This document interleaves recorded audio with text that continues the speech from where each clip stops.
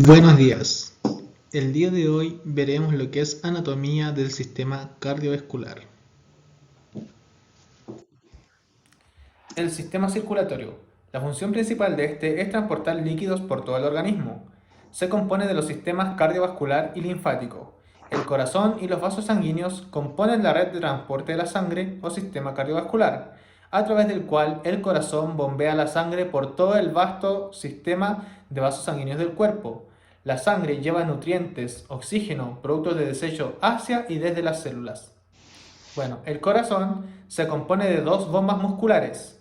Aunque son adyacentes, actúan en serie y dividen la circulación en dos partes, la circulación o circuito pulmonar y sistémico.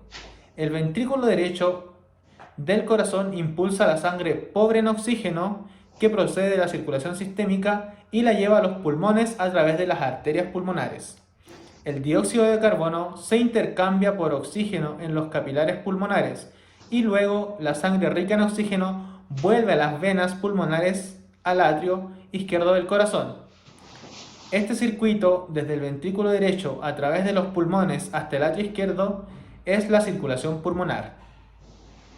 El ventrículo izquierdo impulsa la sangre rica en oxígeno que vuelve al corazón desde la circulación pulmonar a través del sistema arterial, la aorta y sus demás ramas, con intercambio de oxígeno y nutrientes por dióxido de carbono en los capilares del resto del cuerpo. La sangre pobre en oxígeno vuelve al atrio derecho del corazón por las venas sistémicas. Este circuito, desde el ventrículo izquierdo al atrio derecho, es la circulación sistémica. La circulación sistémica consiste en realidad en muchos circuitos en paralelo que sirven a las distintas regiones o sistemas orgánicos del cuerpo.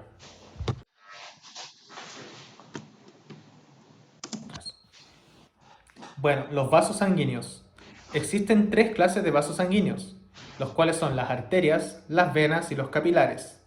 La sangre a alta presión sale del corazón y se distribuye por todo el cuerpo mediante un sistema ramificado de arterias y de paredes gruesas. Los vasos de distribución finales o arteriolas aportan la sangre rica en oxígeno a los capilares.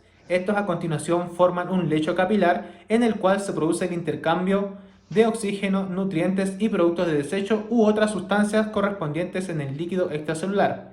La sangre del lecho capilar pasa a vénulas de paredes delgadas, semejantes a capilares amplios.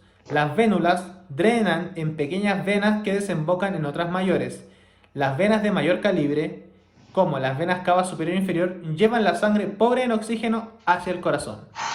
Bueno, la mayoría de los vasos del sistema circulatorio tienen tres capas o túnicas.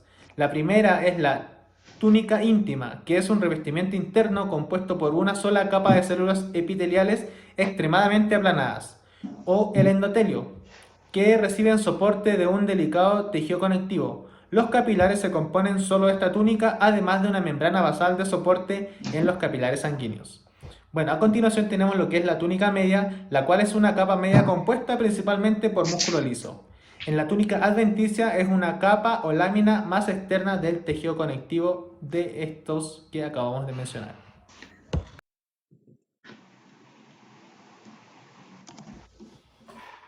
Bueno, las arterias son vasos sanguíneos que transportan la sangre a una presión relativamente elevada desde el corazón y la distribuyen por todo el organismo. La sangre pasa a través de arterias de calibre decreciente. Los diferentes tipos de arterias se distinguen entre sí por su tamaño global, por las cantidades relativas de tejido elástico o muscular que presentan en su túnica media, por el grosor de sus paredes con respecto a la luz y por su función. El tamaño y el tipo de las arterias son un continuo, es decir, se observa un cambio gradual de las características morfológicas de un tipo hacia otro. Existen tres tipos de arterias. Bueno, primero tenemos las grandes arterias elásticas, que son arterias de conducción, las cuales poseen numerosas láminas de fibras elásticas en sus paredes. Estas grandes arterias reciben inicialmente el gasto cardíaco. Su elasticidad les permite expandirse cuando reciben la sangre de los ventrículos, minimizar el cambio de presión y volver a su tamaño inicial entre las contracciones ventriculares mientras continúan impulsando sangre hacia las arterias de mediano calibre. Después tenemos las arterias musculares de calibre mediano o arterias de distribución. Tienen paredes que principalmente constan de fibras musculares lisas dispuestas de forma circular. Su capacidad para disminuir de diámetro, generar una vasoconstricción, les permite regular el flujo de la sangre a las diferentes partes del organismo según las circunstancias que los requieran. A continuación tenemos las arterias de calibre pequeño y las arteriolas, que son relativamente estrechas. Tienen unas gruesas paredes musculares. El grado de represión de los lechos capilares y el nivel de tensión arterial dentro del sistema vascular se regulan principalmente por el tono del músculo liso de las paredes arteriales.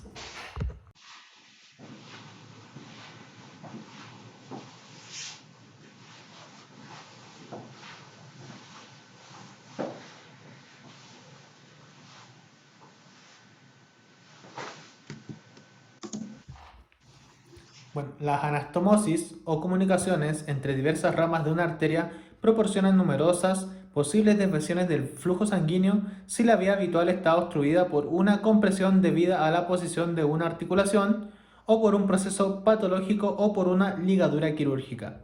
Si un conducto principal está ocluido, generalmente los conductos alternativos de menor calibre pueden aumentar de tamaño tras un cierto periodo, lo que permite una circulación colateral a una vía alternativa que irriga las estructuras distales al bloqueo. Sin embargo, las vías colaterales requieren tiempo para abrirse adecuadamente y no suelen ser suficientes para compensar una oclusión súbita o una ligadura. Sin embargo, existen áreas donde la circulación colateral no existe o es insuficiente para reemplazar el conducto principal. Las arterias no se anastomosan con las adyacentes, son arterias terminales verdaderas, anatómicamente. La oclusión de una arteria terminal interrumpe el flujo sanguíneo a la estructura o segmento de un órgano que irriga esta arteria. Por ejemplo, la retina está irrigada por arterias terminales verdaderas, cuya obstrucción causa ceguera. Las arterias terminales funcionales con anastomosis ineficaces no son arterias terminales verdaderas e irrigan segmentos del cerebro, el hígado, el riñón y el vaso y otros demás intestinos. También pueden coexistir en el corazón.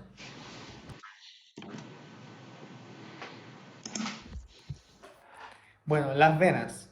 Estas generalmente devuelven la sangre pobre en oxígeno desde los lechos capilares hacia el corazón, lo que les confiere su aspecto de color azul oscuro. Las grandes venas pulmonares son atípicas, ya que al llevar la sangre rica en oxígeno desde los pulmones al corazón, debido a que la presión sanguínea es menor en el sistema venoso, sus paredes son más delgadas en comparación con las de las arterias acompañantes. Normalmente las venas no pulsan ni tampoco emiten un chorro de sangre cuando se seccionan. Existen tres tipos de venas. Primero tenemos las vénulas, que son las venas de menor tamaño. Las vénulas drenan los lechos capilares y se unen con otras similares para constituir las venas pequeñas. Las venas pequeñas son tributarias de venas mayores que se unen para formar plexos venosos, como el arco venoso dorsal del pie. Un ejemplo, las venas pequeñas no reciben denominaciones específicas. Las venas medias drenan los plexos venosos y acompañan a las arterias de mediano calibre en los miembros y algunos otros lugares donde el flujo de sangre resulta dificultoso por la acción de la gravedad. Las venas medias poseen válvulas. Estas válvulas venosas son cúspides, similares a colgados pasivos de endotelio con senos vasculares. Estos a su vez se parecen a copas que se llenan desde arriba. Cuando están llenas, las cúspides valvulares ocluyen a la luz del vaso, impidiendo el reflujo de la sangre en sentido distal, haciendo el flujo unidireccional hacia el corazón, pero no en sentido inverso.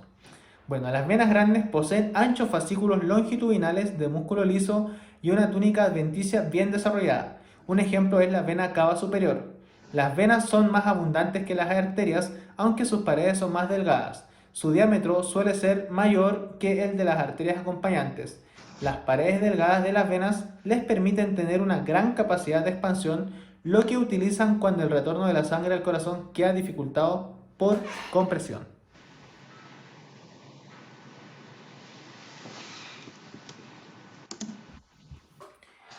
Los capilares sanguíneos. Para que el oxígeno y los nutrientes que lleguen por las arterias ejerzan su acción beneficiosa en las células que componen los tejidos del cuerpo, estas deben salir de los vasos que los transportan y penetrar en el espacio extravascular que existe entre las células. Ya, entonces los capilares son simples tubos endoteliales que conectan los lados arteriales y venosos de la circulación y permiten el intercambio de material con el líquido extracelular o intersticial. Bueno, los capilares se disponen generalmente en forma de lechos capilares o redes que conectan las arteriolas y las vénulas. La sangre entra en los lechos capilares procedentes de las arteriolas que controlan el flujo y drena en las vénulas.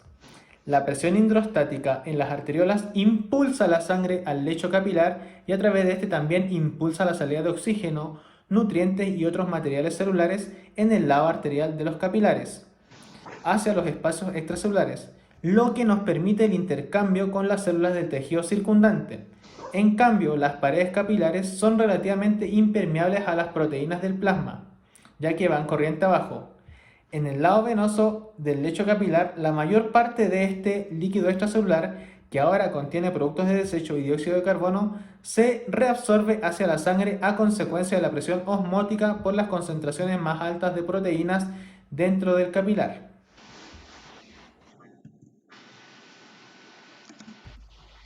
Una patología que se puede producir en el sistema cardiovascular son las varices. Cuando las paredes de las venas pierden su elasticidad, se debilitan.